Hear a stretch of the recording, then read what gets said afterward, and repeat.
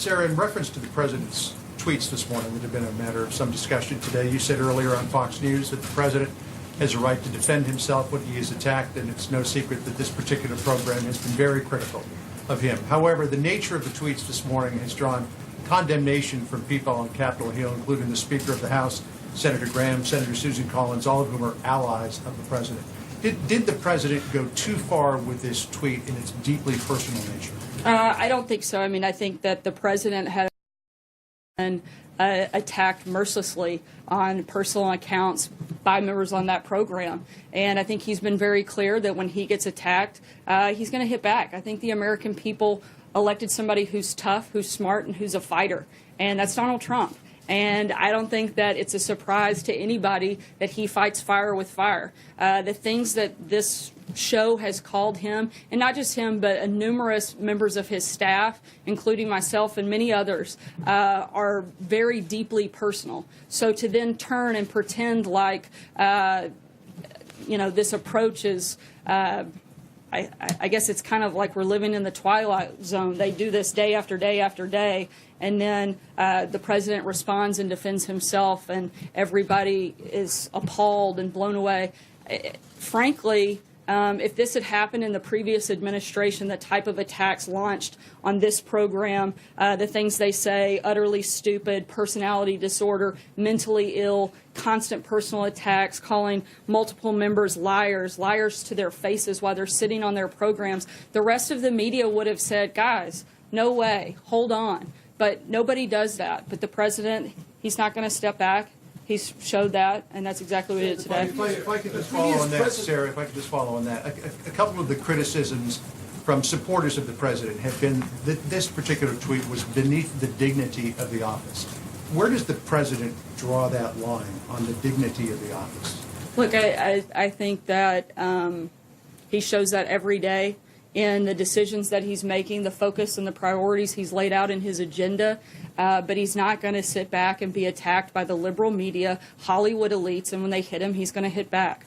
Sarah? I have a healthcare question, but on this, just one other aspect of it.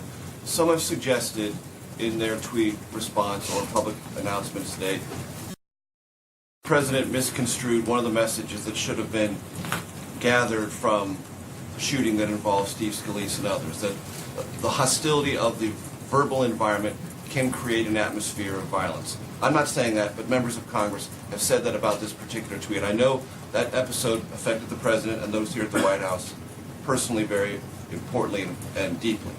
Do you have any reaction to that sentiment that conversations like this create an atmosphere that is either dangerous or one we need to avoid? The president in no way, form, or fashion has ever promoted or encouraged violence. If anything, quite the contrary.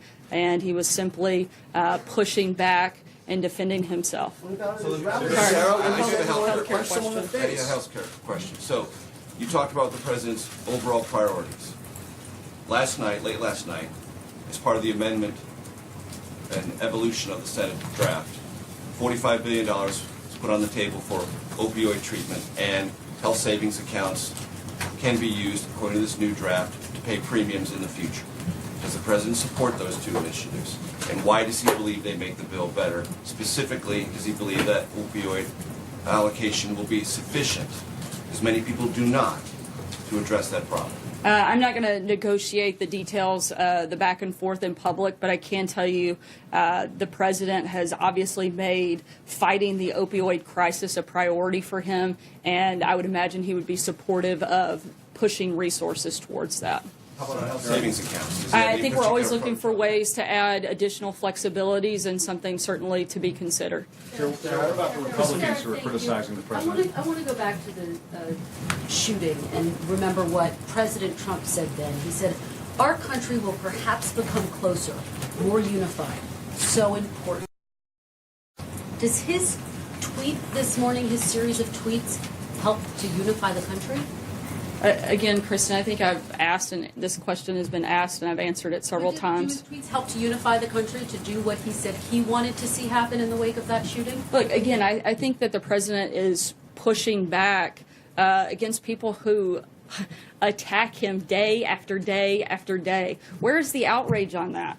You guys are constantly coming and asking, like, is this okay? He does it one time. This is day after day after day. And it's not just the president. The only person that I see a war on is this president and everybody that works for him. Two questions to follow up on that. One is that I understand your point, but he is the president of the United States. They are cable news anchors, so he has to stand to a higher standard. One. And two, you talk about criticism. He said that former President Obama wasn't born in this country, right? So he clearly was a part of criticizing the past president, who was not immune to criticism himself. So I wonder how you make that argument. Again, I think I've been pretty clear that when the president gets hit, he's going to hit back harder, which is what he did here today. Doesn't he have to meet a higher standard than cable news anchors? Sarah, doesn't he have to meet a higher standard than cable news anchors?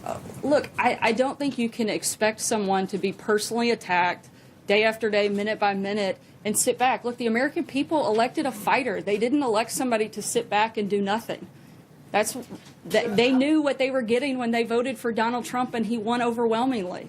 Sarah, how is insulting a woman on See, Twitter being a fighter? What about the impact of statements like this on his effectiveness? There was a Marist poll this week that said 68% of registered voters said the president's tweets are reckless and distracting. Only 22% say that they're effective and informative. And Republicans on this question are split down the middle. Half of Republicans say that they're reckless and distracting. So how can you argue that this is something the president must do? I answered this question yesterday in regards to the poll. I think anytime the president has a chance to speak directly to the American people, it's a good thing. Sarah, as a woman, how do you feel about the president attacking another woman specifically for her looks, and what does that show as an example to how men should be treating other women? Look, everybody wants to make this an attack on a woman and equality. What about the constant attacks that he receives or the rest of us? I'm a woman, and I've been attacked by this show multiple times, but I don't cry foul because of it.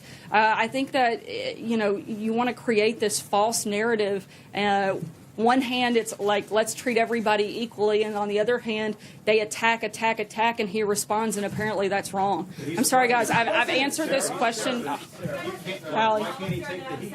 Too, and this kind of gets to the point that's been made, and Exactly. This is the point that's been made, so I'm not sure why we're continuing to answer the same question. You've been talking about the idea that the question. president is a fighter. I just want to put it in, because you talk about being personally affected by all of this as well. And that nothing is wrong with the president fighting fire with fire is the argument that you're making. So I would ask this to you sort of on a personal level. You have stood here and talked about your family from this podium. Are you going to tell your kids this behavior is okay? Look, I've been asked before when it comes to role models as a person of faith. I think we all have one perfect role model.